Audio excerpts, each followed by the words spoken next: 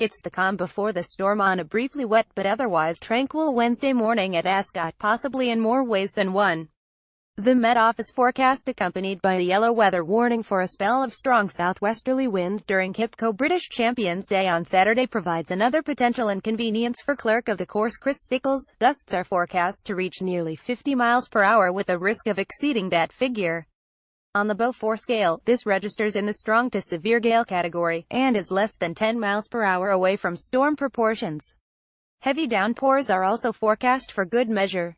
Standing out on the hallowed turf, which is now officially described as good to soft in places following 3 millimeters of rain at lunchtime, Stickles is composed about what may be on its way. Keep off the grass preparations continue apace in the paddock and winner's enclosure. He says we could be in for a bit of a storm on Saturday, but we'll just have to take it as it comes. We'll make the infrastructure, including all the railings out on the track, as secure as possible. The only time I've experienced really severe winds on a race day was at Lingfield about 20 years ago. We had to abandon racing after the first, but there were gusts in excess of 60 miles per hour that day. Thankfully, we're not forecast gusts to that extent. We're expecting showers on each day, including Saturday, but the volume of rain remains difficult to predict. Stickles describes a switch to the inner course as unlikely, barring significant rain on Wednesday night, while Nick Smith, Director of Racing and Communications at Ascot, confirms wind plans are in place. Smith, standing overlooking the impeccably maintained paddock and winner's enclosure, says we'll have to handle whatever the weather throws at us, and we do have a wind plan.